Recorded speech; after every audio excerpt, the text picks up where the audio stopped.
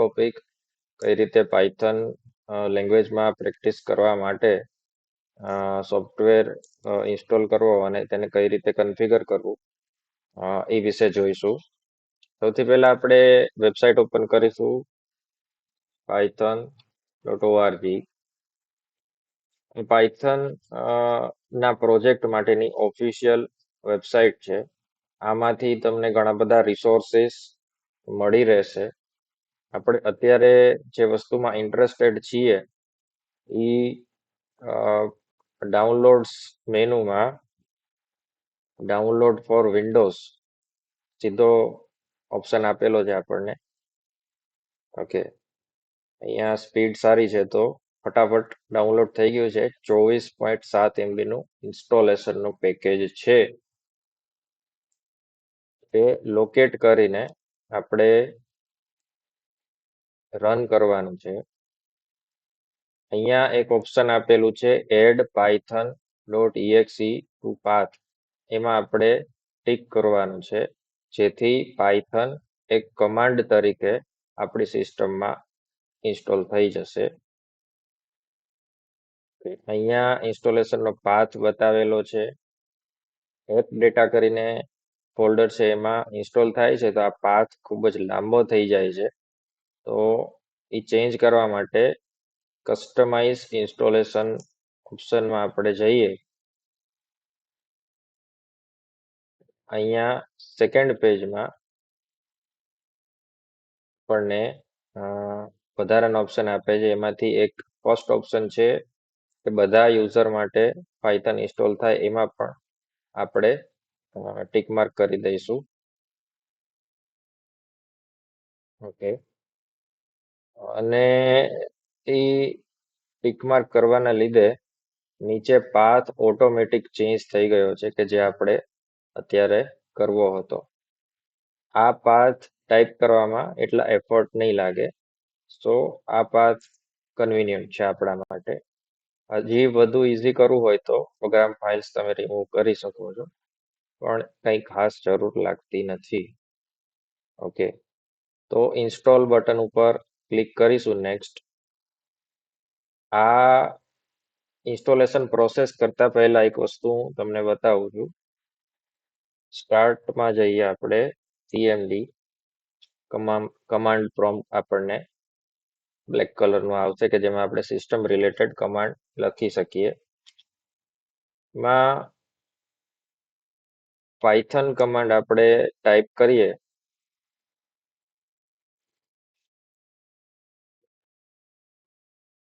અત્યારે વિન્ડોઝ નું સોફ્ટવેરનો માઇક્રોસોફ્ટ સ્ટોર આપણને સજેશન આપશે કે ભાઈ પાયથન પ્રોગ્રામ આમાંથી ઇન્સ્ટોલ કરવો છે કે નહીં. સો પાયથન ઇન્સ્ટોલ થયેલું નથી. ટેસ્ટ કરવા માટેનું આ ડિફોલ્ટ કમાન્ડ હોય છે. હવે આપણે આપણું ઇન્સ્ટોલેશન ફિનિશ કરીએ અને જોઈએ કે પછી એ કમાન્ડ રન કરવાથી આપણને પાયથન ઇન્સ્ટોલ થયું છે તો એનું કાંઈ આઉટપુટ મળે છે કે નહીં. તો ઇન્સ્ટોલ બટન ઉપર ક્લિક કરીશું.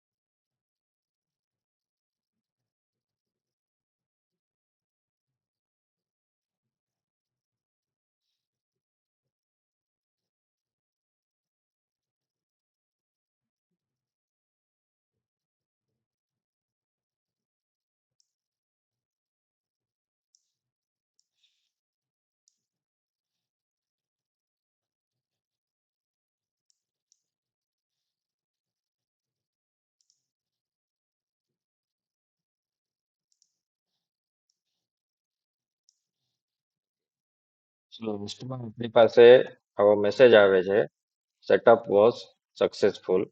તો અહીંયા આપણે આને ક્લોઝ કરી દેવાનું છે.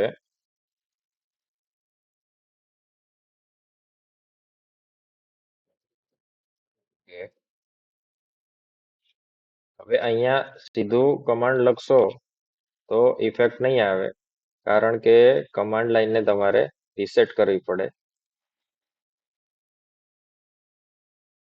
emd ટાઈપ કરીશું ને એન્ટર.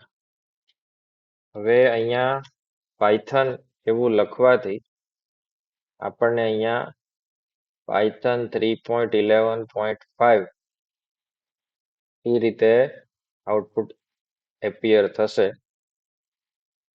અને અહીંયા આપણે પાયથનના કમાન્ડ લખી શકીએ છીએ અને પ્રેક્ટિસ પણ કરી શકીએ છીએ. બીજી કઈ રીતે પાયથન લેંગ્વેજમાં પ્રેક્ટિસ કરી શકાય એના વિશે અલગ વિડીયો આપણે જોઈશું. અત્યારે અહીંયા બેઝિક કમાન્ડ લખીએ, પ્રિન્ટ હેલો વર્લ્ડ. ઓકે, તો એનું આઉટપુટ આપણને હેલો વર્લ્ડ એવું બતાવે છે. તો લાઈન બાય લાઈન ઇન્ટરપ્રિટેડ પ્રોગ્રામિંગ આપણે પાયથનમાં કરી શકીએ છીએ. એટલે આપણે અહીંયા સિંગલ લાઈન ટાઈપ કરી અને એનું આઉટપુટ આપણને અહીંયા બતાવે છે. ઓકે, તો આ તો બેઝિક ટેસ્ટ થયું. હવે કમાન્ડ લાઈનમાં પાછું જવું હોય તો એક્ઝિટ કમાન્ડની બદલે એક્ઝિટ ને બ્રેકેટ આ રીતે લખવાના રહેશે, કારણ કે આપણે પાયથનના એન્વાયરમેન્ટની અંદર હતા.